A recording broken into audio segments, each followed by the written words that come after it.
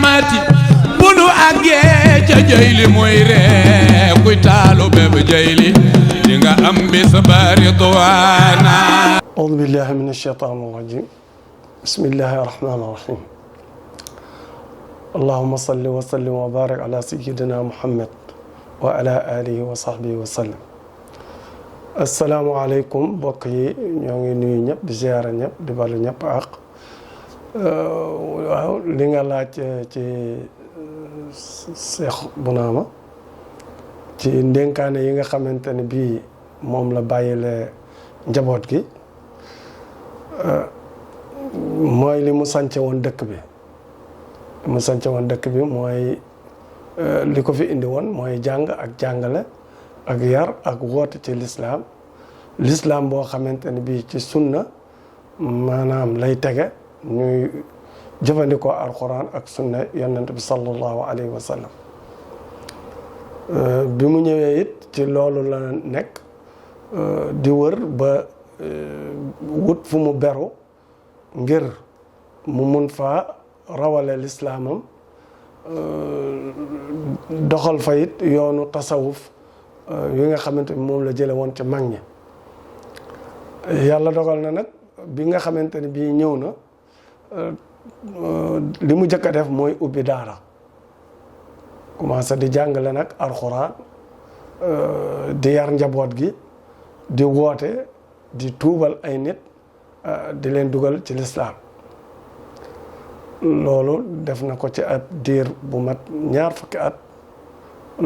door a ñëw fii ci ndànk bi mu ñëwee ndànk nag nga xam ni toog na fi yàlla dogal mu ubbi daara alxuraan di yeesalaat ko yor ko fekk na nag booba am na taalibe yoo xam ne ànd naa ak ñoom mu ànd ak góor gu ñuy wax Ahmedou Touré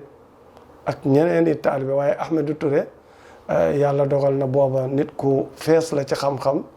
nit ku mënoon a jàng la ku jige woon sëriñ bi la dend ak Cheikh Bounama nag bu baax a baax a baax bi Cheikh Bounama demee ba nga xamante ne bii gis na yi nga xamante ne bii soxla na mu dénk ko kenn ci njabootam dafa seet rek ki nga xam ne nii booba temps yelloo na ko mérito na ñu dénk ko loola mérito na it ñu bàyyi ko ak njaboot gi muy Ahmedou Touré mu wax doomam ji nga xam ne moo magoon ci doom yi muy seexal bekkaay ca jamono yi mu demee ba nga xam ne moom Cheikh Bounama xàddi na ci boppam daf ko wax rek ni ko toogal rek nga déglu maanaam toogal nga déglu ma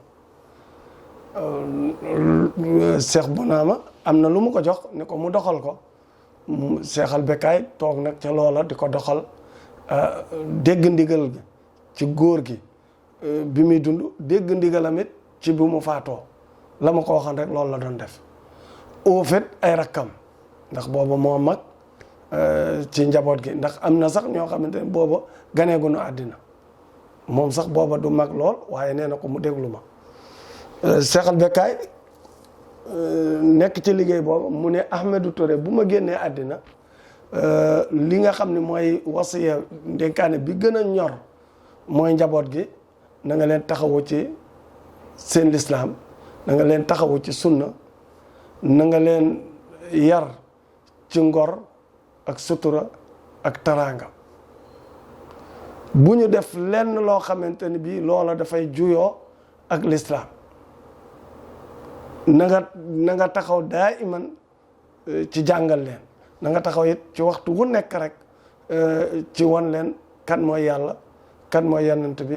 kan mooy nit ñu baax ni wasiya boobu moom la ko wasiya ni ko lii mooy li nga xamante ni bii moom laa la fi tege loolu laa lay doye képp koo xamante ni bii soxla na leerlu ci diine leeralal ko ku soxlawul leerlu ci diine demal fexe ba dugal ko ci diine ñi nga xamante ne bii ñooy njabootu sama njabootu bopp ñi ci jàngagul alxuraan jàngal leen alxuraan ñi ci toll ci jàng xam-xam jàngal leen xam-xam te nga yar leen yarub lislaam ni ko nag soxna yi ma ko du joob ak ki nga xamante ne bii mooy Coro Diouf ñoom kenn ku ci nekk am na lu nekk ci ñoom loolu histoire bi du fi xaj waaye bu ñu ku ci am leer ku ci yàlla may nga am leer su dee góor nañ ko tuddee ki nga xamante ne bii mooy sama mag ji nga xam ni génn na àddina te bàyyiwu fi njaboot muy Cheikh Bou yàlla dogal na ma koddu Joob mi nga xam ni Mouhamadul Khalifa ak Zeyna Abidin ñoom la amoon yàlla dogal mu am leer kooku di Cheikh Bou Cheikh Bou moomu nag kenn dootu ko wax ci àddina bi dee su ko waxati it ci Sénégal kenn du ko wax dégg nga mu gane àddina fii ci 1840 yaru fii ci ron Seexal Bekkaay mu yar ko yor ko ba dugal yóbbu ko gànnaar mu jànge fa mu war fa jànge alxuraan waaye nag ak la mu àndal yooyu yëpp xajul ci histoire bi mu dellu siwaat ci réew mi nekk ak magam maam Khalifa di nekk ak moom ba sanc Njaasaan ba toog fa loolu mooy sababam mu toog Njaasaan ba la ko fa fekk ko fa ba njaboot gi tey nekk fa donc muy njabootu ñëpp di njabootu Cheikh Bounama dafa naa ni loolu mooy wasiya bi ki ci des mooy Bounama Coro Diouf moom bàyyiwu fi njaboot dégg nga yii wasiya daal moom bi nga xam ni moo ko gënoon a ñor daal mooy l'islam bi ak